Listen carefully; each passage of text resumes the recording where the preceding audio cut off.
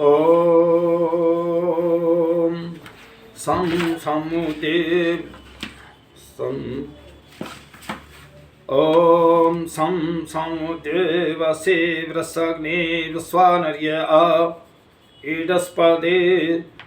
इडस्पति समिध्यसि से वसोन्याभरो। हे प्रभु तुम शक्तिशाली हो, बनाते सृष्टि को, वेद सब गाते तुम्हें हैं, कीजिए धन भ्रष्टि को। देखिए, आज आर्यवेद दर्शन पर मैं चर्चा रखूंगा। आज विश्व भर में जो मतांतरों के झगड़े फैल रहे हैं, तो इनके बारे में थोड़ा सा विचार और चिंतन सभी करें विश्व के लोगों कि आर्यव्रत जो भूमंडल अनादिकाल से वैदिक धर्म सबका हितकारी रहा है और मानना और जानना चाहिए। अन्य मत पंथ सर्वहितकारी नहीं है। आज इस पे चर्चा रहेगी।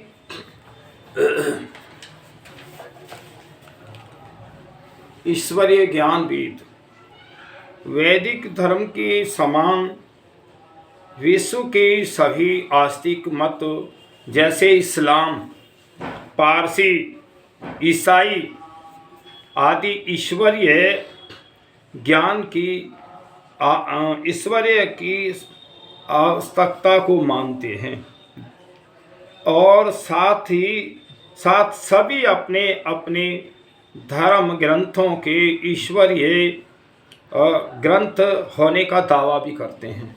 सब कहते हैं कि भाई हमारा ग्रंथ जब का, और तरह तरह के मतांतरों से और वो अपने नाम रख रखे हैं उन्होंने, तो अपने अपने धर्म ग्रंथों के ईश्वरीय ग्रंथ होने का दावा भी करते हैं। परंतु आज के वैज्ञानिक युग में इन पुस्तकों को तर्क और प्रमाण की कसौटी पर परखा जाना चाहिए जिससे सच्चाई का पता लग सके। तो ये विश्व के लोगों, तुम सब मत पंथों को जो विचार करके करो, प्राचीन जो हमारा मत पंथ जो ईश्वरीय ज्ञान वेद है और उसी में सारा राजनीति का विधान, कैसा राजा कैसे प्रजा सब कुछ है। लेकिन क्योंकि विधान तो जिसने परमपिता परमात्मा ने सृष्टि की रचना की है, विधान तो उसी का लागू होना चाहिए। मैं बताना चाहता हूँ, ये सृष्टि को बने 1,98,08,53,125 वर्ष में है। और मैं जब इतिहासों को देखता हूँ, खोजता हूँ, तो ये जो मैं तो बहुत कम लोग ऐसे हैं कि जो वेद के सिद्धांत पे जिनका राज्य रहा है। तो इतने वर्षों में देखिए, महर्षि मनु का जो राज था वेद के अनुसार था, कोई सारी जनता सुखी होती थी। राम का राज भी सुख वेद के आधार पर था, घरों में तो ताले ही नहीं लगते थे। और हम महाभारत काल में देखते हैं तो श्री कृष्ण जी को उन्होंने भी जो है धर्म के ऊपर और धर्म को ही समझाया और उस पर गीता लिखी। अब आते हैं इतने पतन के बाद, महाभारत काल के पतन के बाद बहुत सारे मतांतर फैले। जैसे ये भागवत पुस्तक, इसमें गपोड़े हैं, पुराण इसमें भी गप्पे हैं। और जो मूर्ति पूजा जैन मत से चली 3500 वर्ष, और उसके बाद ईसाई मत 2400 वर्ष, मुस्लिम मत 1450 वर्ष, सिख मत 550, और हिंदू का तो कोई नाम ही नहीं है। हिंदू तो इसको कहाँ कौन गिनती में गिने। इसलिए हम सबको जो समझना चाहिए कि जो महाभारत काल तक वेद का सिद्धांत रहा, चाहे भाई हमारे महाभारत के भरत रहे और भी रहे, सब ने वेद को ही आगे कहा और वेद को पढ़ा। सब वेदों के विद्वान होते थे राजा। आज ये सारे संसार के जो राजा हैं ये वेदों के विद्वान नहीं हैं, इसीलिए तो बहुत ज़्यादा झगड़े बढ़ रहे हैं और धर्म के नाम पे बढ़ रहे हैं। धर्म है नहीं, केवल संगठन है ये। है संसार के लोगों, तुम चिंतन करो, विचार करो, क्या इसी तरह लड़ाई झगड़े में मनुष्य मरता रहेगा इस धर्म के ऊपर ही? धर्म तो केवल एक दुनिया के लिए है जो समान मात्रा में एक वो है और एक न्याय करता है, वो वैदिक धर्म है, और कोई है ही नहीं। ये सारे जो है मनुष्यों ने, इनमें मैं देखता हूँ, जब मैं चिंतन करता हूँ तो ये जो धर्म है, एक तो ये संगठन है, और जो कुछ बुद्धिजीवी समझना भी चाहें, कुछ किन्हीं लोगों को इस धर्म के कटघरे में बंद कर रखा है, उसे निकलने नहीं दे रहे, और कुछ ऐसे कि उन कटघरे में बंद करके अपनी राजनीति कर रहे हैं। यही तो है, और है क्या? कौन सा ये धर्म किसी की रक्षा कर रहे हैं? जहाँ हत्याएं हो रही हो वो धर्म नहीं हो सकता। चलिए, अब ईश्वरीय ग्रंथ की कसौटी, जो ईश्वरीय वेद ज्ञान है उसकी कसौटी है क्या? नंबर 1 कि यदि निष्पक्ष दृष्टि से विचार करें तो किसी भी ईश्वरीय ग्रंथ में निम्न गुण होने चाहिए। जो ईश्वरीय गुण है, सबका सर्वहितकारी होना चाहिए, तो उसके गुण क्या होने चाहिए? नंबर 1, ग्रंथ का आविर्भाव मानव सृष्टि के आरंभ में होना चाहिए। अब धर्म बाद में बनेंगे, इतने लगभग 2.25 करोड़ वर्ष के पश्चात बनेंगे क्या धर्म? पहले बिना धर्म के ही वो चल रही थी। और एक और बड़ी बात है, वो है जो मैं व्हाट्सएप पे सुनता रहता हूँ फोनों पे, कि सर्वधर्म। अरे सब धर्म कैसे हो जाएंगे? सबको धर्म मानोगे तो झगड़े खत्म ही नहीं होंगे। केवल धर्म है तो वैदिक धर्म है। उसका फिर दूसरे नियम बताया, ऐसी पुस्तक में मानवीय इतिहास नहीं होना चाहिए। वेद की पुस्तक में किसी मानव का इतिहास नहीं है, ना राम का है, ना कृष्ण का है, ना कोई ये जितने भी पीर पैगंबर बाबा, किसी का इतिहास नहीं है। कि इतिहास तो जब पहले सृष्टि बनी तो इतिहास कहाँ से बन गया इनका? केवल वेद के अंदर ईश्वर का ज्ञान है। आत्मा को और संसार को समझने के लिए मनुष्य जो है किस धर्म को अपना करके, किस संगठन में रह करके, के नियमों का पालन करे, वो धर्म है, वो वेद में बताया। नंबर 3, उसका ज्ञान और सृष्टि विज्ञान की सत्य सनातन नियमों के अनुकूल वे प्रकृति के गुणों तथा रहस्यों को खोलने वाला होना चाहिए। फिर यहाँ आया है कि वो सृष्टि के सारे नियमों को बताए और उनमें गुण होने चाहिए, और उनके कहीं वो है जो रहस्य छिपा है विज्ञान का, वो बताता है। वेदों में यही है। वेद को पढ़ के तो देखो जरा। अभी सारे दुनिया वाला तुम वेद करते हो, हम भी वेद की बात करते हैं, वेद को पढ़ के देखो जरा, कितना अच्छा मूल पुस्तक है। वेद केवल ईश्वरीय वाणी है, और कोई जितने धर्म ग्रंथ है ईश्वरीय वाणी हो ही नहीं सकते। वो क्या परमात्मा ये कितना 1 अरब और 2 अरब के लगभग में सृष्टि बीत गई, क्या जब धर्म बनेगा? तो ये इतनी देर सृष्टि क्या बिना धर्म के ही चली? विचार करो, संसार के बुद्धिजीवियों, तुमने झगड़े बना रखे हैं, तुम ही लड़ रहे हो, और तुम ही विचार दो, शांति हो जाएगी, कोई दिक्कत थोड़ी है इसमें। फिर आता है नंबर 4, उसका ज्ञान तर्क, उसका ज्ञान तर्क संगत, विवेक पूर्ण, वैज्ञानिक एवं विरोध आवाज से मुक्त होना चाहिए। क्या आया धर्म का लक्षण?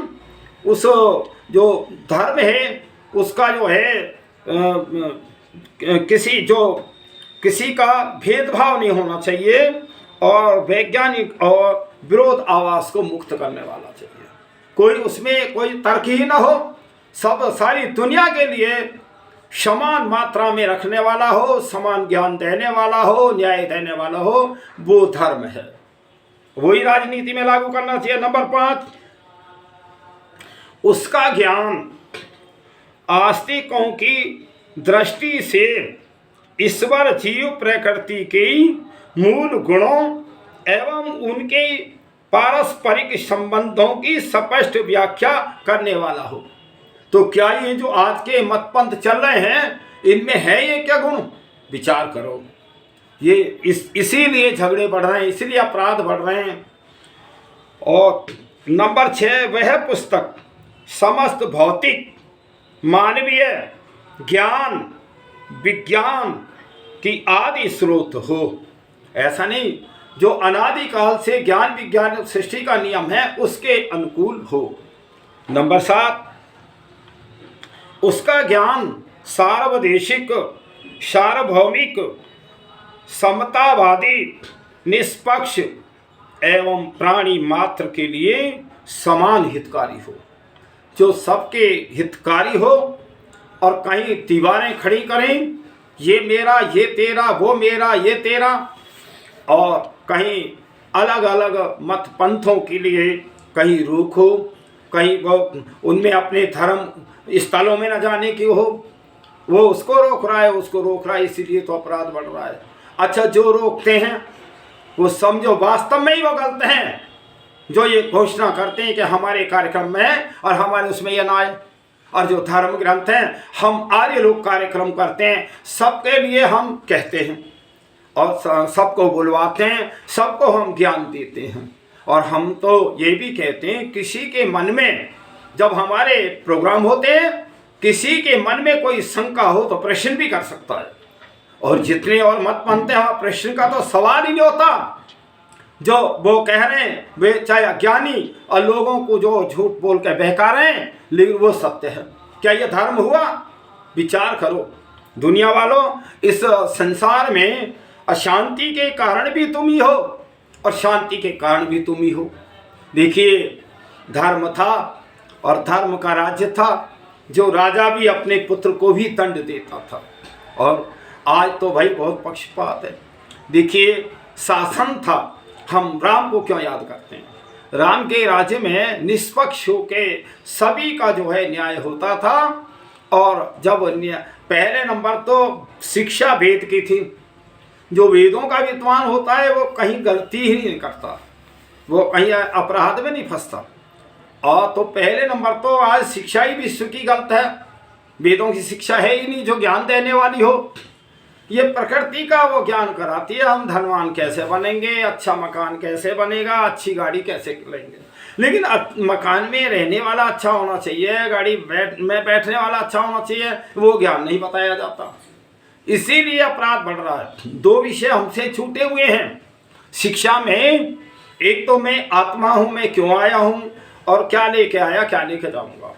और एक जो सारे सिस्टम को चला रहा है, जो कण कण में व्यापक है, वो परमपिता परमात्मा है, उसको एक देशीय बना दिया लोगों ने। कहीं 7वें आसमान, कहीं 4थे आसमान, कहीं मूर्ति में, कहीं क्षीर सागर में, कहीं कहीं कभी कहीं। तो इसलिए सारे दुनिया के लोग भ्रमित हैं। जब बच्चे का पढ़ने का समय होता है तो उसका वहाँ ज्ञान नहीं मिलता। और फिर जैसे वो चल रहा है संसार मत पंथों में, वो भी उसी में आ जाता है। इस संसार के लोगों, इस समस्या का अगर समाधान है तो केवल वेद का ज्ञान है, और कोई दुनिया में है ही नहीं इतना। फिर आता है नंबर 8, तो वह विश्व भर के मानवों के लिए समान हो, उसमें जाति और नस्ल और रंग, द्वेष, भाषा और लिंग के आधार पर भेद न हो। वो है, उसका नाम है धर्म, जो सबके लिए समान मात्रा में हो। और वो धर्म है वैदिक धर्म, जो ईश्वरीय ज्ञान है। अच्छा, एक बात, ईश्वर के हम सभी, जो हम तो पुत्र पुत्रियां हैं ईश्वर के, और मैं कहूँ उनकी पुत्र, तो ये जो पशु पक्षी हैं ये भी उसी ईश्वर के पुत्र हैं। और उनमें वे भी हमारे भाई हैं एक तरह। क्यों कि भाई उनके पहले पूर्व जन्म के कर्म ठीक नहीं हुए, इसलिए उन्हें भोग योनियों में जन्म मिला। और प्रभु की कृपा से हमारे जन्म कर्म पहले कुछ ठीक थे तो मानव शरीर में आ गए। यही प्रक्रिया चलती रहती है। जिनके साथ हम आज अत्याचार कर रहे हैं, मार रहे हैं, कत्लेआम कर रहे हैं, कल को तुमको जो है पशु पक्षियों की योनि में ही तो परमात्मा भेजेगा, और क्या यही तो न्याय है, यही धर्म है? तो विचार करो। अब आता है नंबर 9, वह पूर्व पश्चिम उत्तर दक्षिण, गरीब अमीर, गोरा काला, सभी प्रकार के भेदभावों से मुक्त हो। वो है धर्म। और ऐसा धर्म वैदिक धर्म में जो ईश्वरीय ज्ञान है, ईश्वर ने ऋषियों की आत्मा में जो ज्ञान दिया वो धर्म है। तो क्या धर्म में परिवर्तन होगा सृष्टि के आदि से आज तक? जब सृष्टि में ही परिवर्तन नहीं हुआ तो धर्म में परिवर्तन कैसा हो जाएगा? ये केवल मनुष्यों की कल्पना है और नहीं है। फिर आता है नंबर 10, उसमें वर्ग द्वेष, जाति द्वेष, संकीर्णता एवं पाखंड नहीं होना चाहिए। तो उसमें स्पष्टवादी हो, सबके एक समानता हो और एक शिक्षा हो, शांति हो जाएगी। घरों में ताले नहीं लग सकते। जब ये मनुष्य ये जान जाए कि जो कण कण में परमात्मा तुझे देख रहा है, तो बताओ गलत काम करेगा वो? ये जान जाए कि वो ये दंड देगा तो बिल्कुल भी गलत काम नहीं करेगा। इसलिए विचार करो ये सारी गड़बड़ है कहाँ। अब आता है धर्म ग्रंथों की परीक्षा। जितने भी संसार के धर्म ग्रंथ हैं तो हम उनको जो है देखते हैं कि उनमें क्या क्या गुण हैं और वेद के आधार पर कितने वो हैं। विचारणीय यह है कि वेद, कुरान, बाइबल, जिंदा अवस्था में से कौन सा ग्रंथ उपरोक्त और कसौटियों पर खरा उतरता है। यह सब जानते हैं कि पारसियों का जिंदावस्था लगभग 3500 वर्ष, 3500 वर्ष, ईसाइयों की बाइबिल लगभग 2000-2400 वर्ष, मुसलमानों की कुरान 1400-1500 वर्ष के लगभग तो पुरानी है। जबकि वैज्ञानिकों के परीक्षणों के अनुसार मानव सृष्टि लाखों वर्ष पुरानी है। क्योंकि अगर हम विज्ञान के तर्क पे आए तो विज्ञान उतना नहीं बता सकता, लेकिन जो गणना के आधार पे आए कि जो हमारे महर्षियों ने सृष्टि के आदि से जो गणना की है, जैसे अब कलयुग है, कलयुग की आयु क्या है, सतयुग है, इसकी आयु क्या, त्रेता की, द्वापर की, इनकी सबकी आयु है। और इनकी आयु को एक साथ जोड़ लीजिए और 27 से गुणा कर लीजिए, तो ये 27 बार तो एक मनवंतर बनता है। ऐसे 14 मनवंतरों की सृष्टि होती है। 6 मनवंतर तो पूरे हो गए, 7वां मनवंतर चल रहा है। आप गणित की रीति से लगा सकते हैं कि सृष्टि काल कितना हुआ।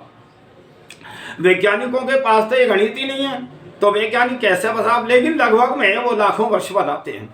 तो लाखों वर्ष भी सही, तो लाखों वर्ष की किस आधार पे, किस धर्म मत पंथों में ये यहाँ तक आया? जो आज नए धर्म मतों की जो है आवश्यकता हो गई। ये मत पंथ नहीं है, ये धर्म तो है ही नहीं, ये केवल संगठन है, राजनीति के संगठन है। और ये है कि ये मेरा धर्म, ये मेरा धर्म। तो केवल इस धर्म के नाम पे बड़े बड़े संगठन तैयार हो रहे हैं और लड़ाई झगड़े बढ़ रहे हैं, और है क्या। फिर आता है तो इन तीनों में उनके रचने का समय का मानव इतिहास है। मोहम्मद साहब जीसस क्राइस्ट ने तो स्पष्ट रूप से अपने चमत्कारों एवं अपने मतों के विरोधियों के प्रति कटु व्यवहार का वर्णन किया है। तो ये पुस्तकें सृष्टि की आदि समय की नहीं हो सकती। तो देखिए ये मोहम्मद साहब और ये जितना है ये सब एक तरह कटु शब्द हैं, और ईसाई मत में तो चमत्कारिक हैं बस, और तो कुछ है नहीं। इनके मैं कई बार सभाओं में गया हूँ, तो ये जो है केवल चमत्कार दिखाते हैं। चमत्कार सच्चे हैं ही नहीं, चमत्कार हो ही नहीं सकते। और वो जो है मुस्लिम है वो कट्टरवादिता पे, तो वो कट्टरवाद के बस ये फलाना, जो मान लीजिए मुस्लिम का जो दुश्मन है हिंदू है, तो वो प्रचार करते हैं। छोटे बच्चे को ही प्रचार कर रहे हैं अरे अभी तो इस दुनिया में बच्चा आया है। और एक बात होता है, बहुत बड़ा अपराध है ये। तुम सोचो कि हम संगठन में बड़े होते जा रहे हैं, ये संसार किसी का नहीं है, ना हो सकता। चाहे विश्व के तुम राजा बन जाओ, केवल अगर संसार है तो परमपिता परमात्मा का, वही स्वामी है, वही मालिक है। अब देखिए क्या अपराध है, कितना अत्याचार है। मान लीजिए मनुष्य जन्म में जो ये आत्मा आती है, मनुष्य जन्म मिलता है, 50% से पुण्य अधिक होते हैं तब ये मानव शरीर मिलता है। उस आत्मा ने बहुत प्रयत्न किया और बहुत शुभ कर्म करने के बाद आया, बहुत पापों को भोगने के बाद जो मनुष्य शरीर में आया। अब मनुष्य शरीर में आया तो यहाँ जो है वो एक तरह बिगाड़ का या अशांति का या लड़ाई झगड़े का साधन क्या है, तो वो जो है शिक्षा गलत है। अब शिक्षा में उसे जैसे छोटे बच्चे को बताया जाता है तो वो वैसा ही तो करेगा। एक दिन मैं फोन में देख रहा था, एक मांस का वो पिंड पड़ा था, उसमें वो छुरा घोंप रहा, मैं 3-4 साल का बच्चा होएगा, और वो कह रहा है कि मैं ऐसे हिंदू उनको मारूंगा, हिंदू। अरे एक बात सुन, अगर कोई है या हिंदू को मूर्ख कह लो या देवता कह लो, पूजा पाठ वाला कह लो, या इसके हृदय में दया कह लो, लेकिन इससे बढ़िया कोई नहीं हो सकता दुनिया का आदमी, क्योंकि इसमें दया भाव है। दया भाव के पीछे ही किसी के साथ अत्याचार तो नहीं कर रहा, लेकिन खुद मर रहा है, ये है कारण। और जो हिंसक प्रवृत्ति के मांस इत्यादि का सेवन करते हैं, शराब इत्यादि का सेवन करते हैं, उनमें दया भावना नहीं होती। इतना ही अंतर आ रहा बस। नहीं, धर्म तो यह है ही नहीं। धर्म में किसी की हत्या करना नहीं लिखा, किसी धर्म में भी। आप जे केवल मानव ने अपना वो कर रखा है, न कुरान में लिखा किसी की हत्या करना, और ना बाइबिल में लिखा है। सेवा करना, उपकार करना तो लिखा है, लेकिन ये अन्य जो जितने ढोंगी, पाखंडी और मुल्ला मौलवी पादरी, ये सारे जो है उल्टा प्रचार करके मानव जाति को भ्रमित कर रहे हैं। यह है कारण। और इस भ्रमित किए हुए का इन्होंने जो है, जो हमारे राजनीतिक हैं, वो इनको सहारा भी दे रहे हैं, और सहारा दे रहे हैं, वो उनके गीत गा रहे हैं, उनको वोट मिल रहे हैं। ये सारा सिस्टम बिगड़ा हुआ है सारे संसार का। आप समझ लो, इसको सुधार कौन करेगा? कहीं से कोई दुनिया से भगवान जन्म लेके आएगा, या तुम जो है, या कहीं से कोई और मानव आएंगे? पहले तो इस विश्व की शिक्षा बदली जाए। शिक्षा वेदों की होनी चाहिए। वेदों का विद्वान कहीं कोई अपराधी नहीं मिलेगा, न गुरुकुल का, न कहीं कोई जो है, लेकिन है तो जो अज्ञानता के कारण यह अपराध बढ़ रहा है। फिर आता है, तो देखिए इन तीनों में से, और 3 से 6 तक इसमें प्राकृतिक नियमों के विरुद्ध अनेक वर्णन हैं, और ये पुस्तकें वैज्ञानिक तर्क पर, प्रमाण की कसौटी पर खरी नहीं उतरती हैं। जहाँ वो खुदा का नाम ले रहे हैं और ईश्वर का या अल्लाह का, वही सारी गड़बड़ है। वो कोई जन्म लेता है, ऐसा अगर हम उन सारी बातों को देखें तो ऐसा लगता है कोई मनुष्य का ही वर्णन है। वो भाई इतने वर्षों के बाद क्या वो खुदा जन्म लेके या अब अपना धर्म प्रचार के लिए, जब पहले परमात्मा ने ये बता दिया कि ये सृष्टि विज्ञान वेद है, तो उसे दोबारा बताने की आवश्यकता है? और जो निराकार ईश्वर है वो साकार में कैसे आएगा? एक देशी कैसे होगा? एक स्थान पे कैसे होगा? ये विचार करो। इस संसार के लोगों, तुम बुद्धिजीवी हो। और जैसे कहते हैं ना, एक भेड़ जाती है, एक लाइन में जाती है भेड़ें, अगर अगली भेड़ कुएं में गिर गई, सारी भेड़ें कुएं में गिर रही हैं। ये विचार करो। तुम तो मनुष्य हो। मनुष्य इसको इसलिए कहते हैं, ये मननशील है, विचारवान है, अच्छाई बुराई जान के ये कार्य करता है। और अगर किन्हीं इन बातों में पशु से तुलना की जाए तो मैं कहूँ मनुष्य पशु से भी गिरा हुआ है। अब आप गाय को देखें, गाय के आगे तंबाकू डाल दो, गाय खा नहीं सकती तंबाकू, भूखी मर जाएगी। गाय नशीले पदार्थ नहीं खा सकती, शराब नहीं पी सकती, लेकिन मनुष्य कितना गिरा हुआ है। ये विचार करो। ये मनुष्य जीवन जो है शुभ कर्मों के लिए मिला है, मुक्ति प्राप्ति के लिए मिला है। इन्हें अधर्म और पाप और उसमें करके तुम अपने इस जीवन को बर्बाद मत करो। तुम किसी के बहकावे में मत आओ। देखिए तुम सारी शंकाओं का समाधान महर्षि दयानंद ने सत्यार्थ प्रकाश में दिया है। सब मत मतांतरों पे चर्चा की है, जहाँ कहीं गलतियां हैं, कोई अंधविश्वासी परंपराएं रही हैं, उनको जो प्रकाश डाला ऋषि ने सभी मत पंथों पे। प्रत्येक प्राणी के लिए उन्होंने जो रास्ता अंधकार में भटक रहे थे उसको प्रकाश में ऋषि दयानंद लाए। सत्याप्रकाश बहुत अच्छा ग्रंथ है, उसको अवश्य पढ़ें, चारों वेदों को पढ़ें। फिर आया है अच्छा 3 से 6 प्राकृतिक वर्णन। ये पुस्तकें वैज्ञानिक तर्क व प्रमाण की कसौटी पर खरी नहीं उतरती हैं। हम सृष्टि के आदि से देखें कि सृष्टि के अनादि काल से आज तक ईश्वरीय नियम क्या है, और इन पुस्तकों को देखें सारी झूठी है ये। मैं फिर आता है 7 से 10 तक, इनमें वर्ग द्वेष की प्रेरणा कूट कूट कर भरी है।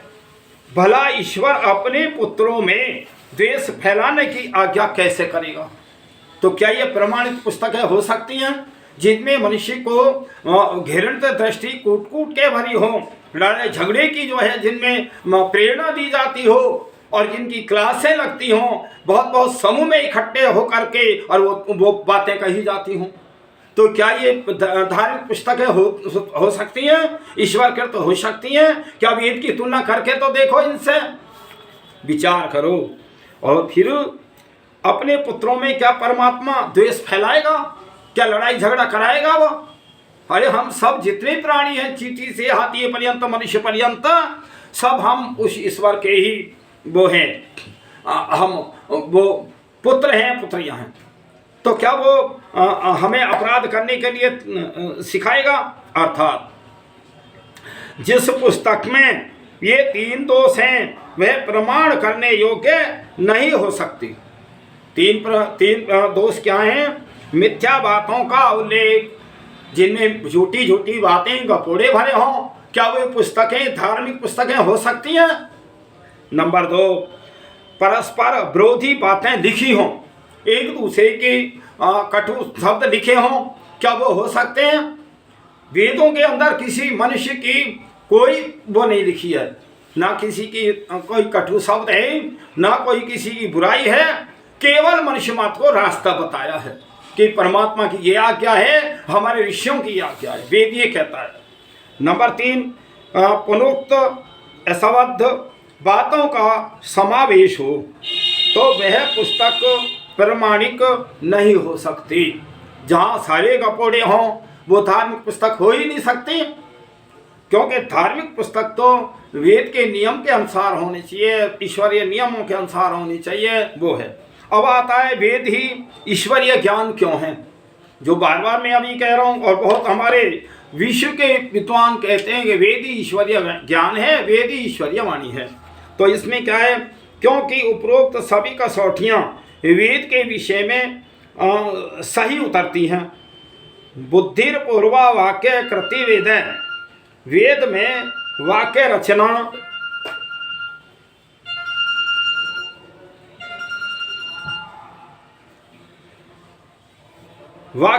जो वेद के अंदर सभी निष्पक्ष और विद्वान मानते हैं कि वेद विश्व की प्राचीनतम पुस्तक है। वेद जो है पुराने ग्रंथ हैं। बंद कर दें, जरा बंद करो। सभी धर्मों ने मानवतावादी नैतिक मूल्य इन्हीं वेदों से लिए हैं। जो भी दुनिया में अच्छी बातें, धार्मिक बातें, सत्य बातें हैं, वो केवल वेद से ही हैं, और कहीं है ही नहीं। क्यों? वेद ही ईश्वरीय ज्ञान है, और वेद का ज्ञान है, ईश्वरीय ज्ञान है। तो मनुष्य में इतनी बुद्धि वो नहीं हो सकती कि जो सारे सिस्टम को समझ सके, तो वो ईश्वरीय ज्ञान वेद है। फिर आया है सभी निष्पक्ष विद्वान मानते हैं कि वेद विश्व की प्राचीनतम पुस्तक है। सभी धर्मों ने मानवतावादी नैतिक मूल्य इन्हीं वेदों में से लिए हैं। फिर आता है इसमें मानव इतिहास नहीं है, जैसे रामायण, महाभारत, कुरान, बाइबल आदि में है। वेद में वर्तमान और विज्ञान के मूल स्रोत हैं। गणित का स्रोत वेद है और वह विदेशी भी मानते हैं, सारा संसार मानता है जो वो वेद को जो है। फिर वेदों की शिक्षा सार्वदेशिक, सार्वकालिक, मानवतावादी, प्रेरणादायक तथा वर्ग, जाति, भेद, राग, द्वेष, अन्याय आदि से मुक्त मानव मात्र के लिए एक समान कल्याणकारी है। उसमें किसी के लिए पक्षपात नहीं है। वेद का ज्ञान ईश्वरीय ज्ञान है, उसको पढ़ के तो देखो। अरे मानव जीवन ही मुश्किल से मिलता है और मानव जीवन को ऐसे ही नष्ट करें तो ये फिर कोई लाभ नहीं है इसका। मानव जीवन को, वेदों को पढ़ो, ईश्वर को जानो, अपने को जानो, प्रकृति को जानो, तब तो तुम्हें मानव शरीर का लाभ है। फिर आया है वेद विश्व बंधु, वह एक विश्व राज्य व्यवस्था का हामी है। वो वेद जो है सारे विश्व को एक जगह जोड़ता है। इस संसार के लोगों, जब जिस दिन तुम एक जगह और एक झंडे के नीचे आ जाओगे, ओम के झंडे के, सारी समस्याओं का समाधान हो जाएगा। ये सारी आफतें तुमने अपने आप ही तो खड़ी कर रखी हैं, ये बताओ पहले। फिर तो प्राचीन ग्रंथों में इसे ईश्वरीय ज्ञान माना है और अनेक विदेशी विद्वान जैसे रे मॉरिस और फिलिप मॉक्समूलर, जे कॉब और मैट रोमला बिला आदि, हिस्टकी आदि भी इसे ईश्वरीय ज्ञान मानते हैं। सबने माना है। जब तुम गहराई में चिंतन करोगे, पढ़ोगे, तो तब तुम्हारी समझ में आएगा। कहने मात्र से तुम विद्वान नहीं बन सकते, कहने मात्र से न मुक्ति प्राप्त कर सकते, न जन्नत प्राप्त कर सकते। केवल तुम पहले ज्ञान प्राप्त करो, तभी तुम जो है तुम्हारा जीवन का रास्ता सही होगा।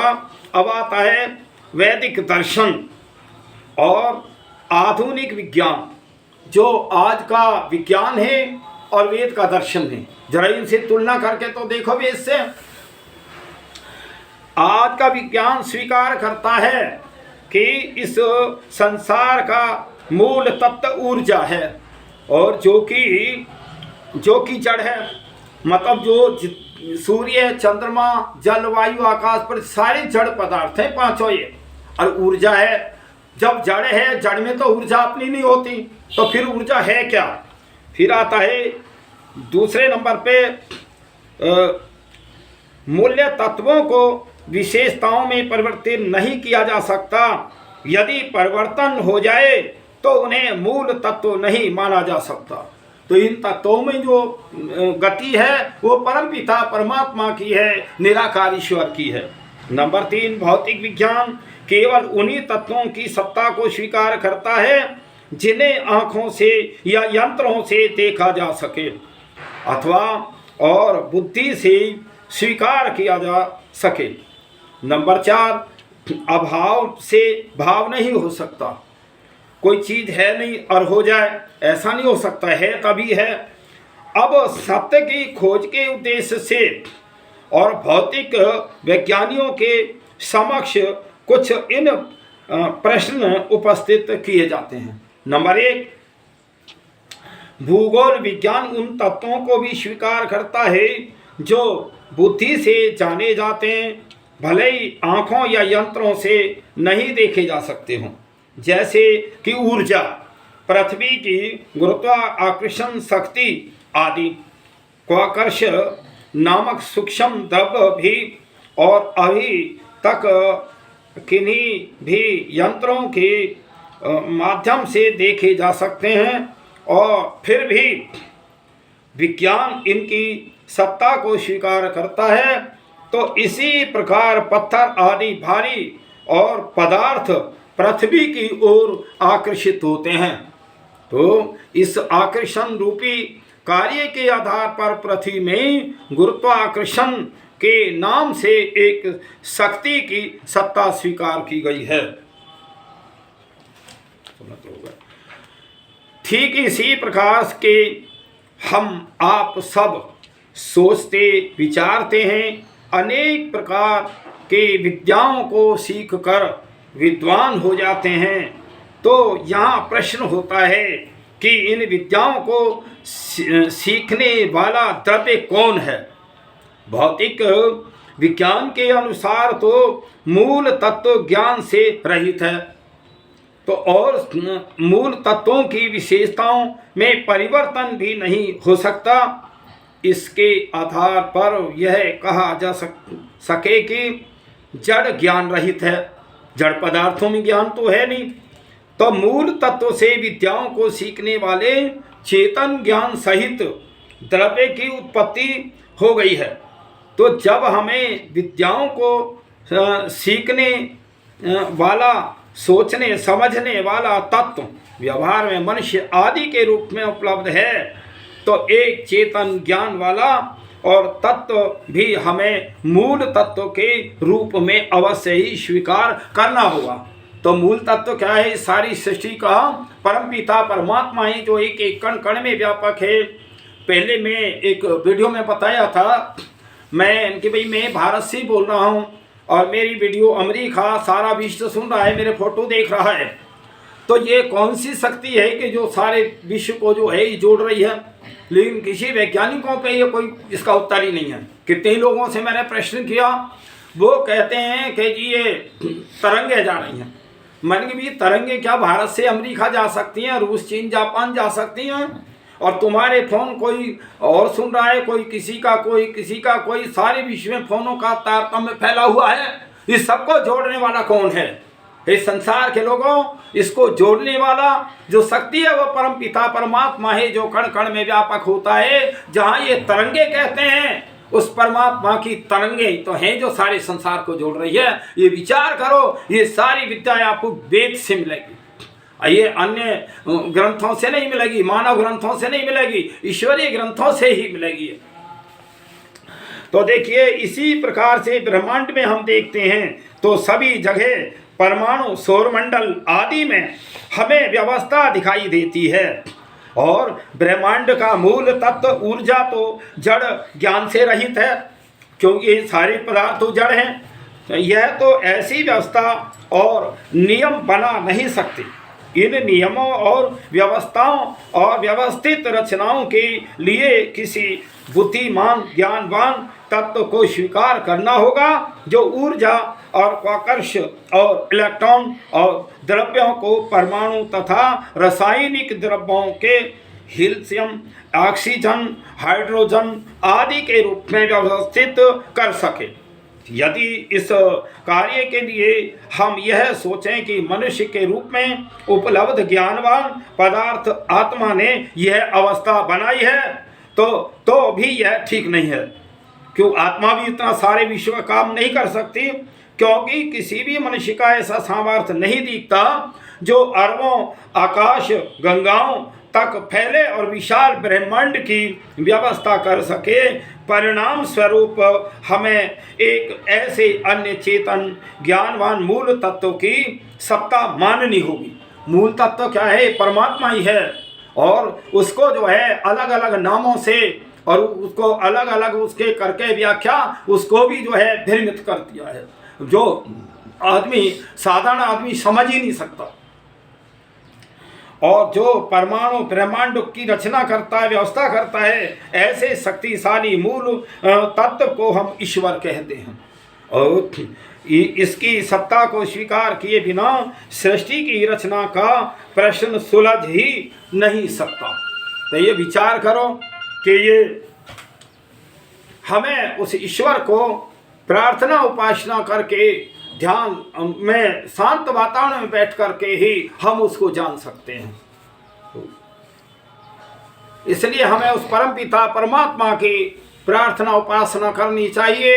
ये सारे जितने भी धर्म ग्रंथ मानवों के लिखे हुए मानवों के इतिहास, ये ईश्वर कृत नहीं हो सकते। ईश्वर कृत तो जो आपको ज्ञान मिलेगा वो वेदों से मिलेगा। तो इसलिए सभी को वेदों को अवश्य ही पढ़ना चाहिए, और वेदों से आपका आत्म कल्याण होगा। वेदों के पढ़ने से, ईश्वर को जानने से आपको मुक्ति होगी, आपका ये मनुष्य जन्म सफल होगा। अगर आप ऐसे ही संगठन बना के लड़ते झगड़ते रहे तो ये शांति अशांति में है सारियों। अब आज देखो ना सारी दुनिया में वो शक्तिशाली बम एटम बम बना करके एक दूसरे पे हावी हो रहे हैं। क्या इसी को मानव कहते हैं? मानव कहते हैं मननशील विचारवान का नाम मनुष्य है। तो इसलिए हमें विचार करके कार्य करना चाहिए और जिसमें मेरी भी भलाई हो और अन्य की भलाई हो तो वो कार्य करना चाहिए। वही ईश्वर का कार्य है कि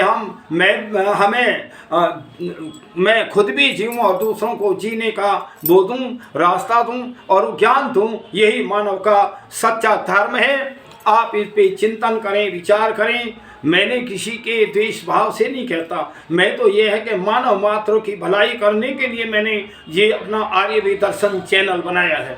मैं किसी की वो आलोचना नहीं करता, लेकिन मैं तो ये कहता हूँ मैं ईश्वर जीव और प्रकृति तीनों तत्वों पे ही प्रत्येक वीडियो को मैं प्रकाश डालता हूँ जितना मैं जानता हूँ। तो इसलिए विचार करो, संसार के लोगों, उस ईश्वर को जानो, उसकी प्रार्थना उपासना किया करो, वेदों को अवश्य पढ़ो।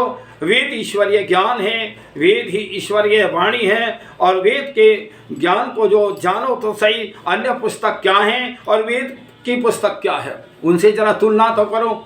जितने भी महापुरुष हुए संसार में सबने वेदों को पढ़ाए, जिनको आज हम पूजते हैं और उनको बहुत ईश्वर की जगह अवतारित भी हम बताते हैं। तो इसलिए ये सारे वेदों के विद्वान हुए, वेदों के पढ़ने वाले थे, गुरुकुलों में पढ़े। हम उन्हीं महापुरुषों की कल्पना ही करें, हम उन ऋषियों की क्षमता ने, उन महापुरुषों की क्षमता ने हम भटक रहे हैं। बस इतना ही तो अंतर है। ये भटकना छोड़ दो, जहाँ से आए हो, जिस घर से आए हो उसी घर में आ जाओ। मैं तो घोषणा करके कहता हूँ कि जब सृष्टि के आदि में केवल अगर नाम है तो सबसे पहले आर्य का नाम आया। आर्य कहते हैं श्रेष्ठ को, उत्तम को, धार्मिक को, यज्ञ हवन संध्या करने वाले को।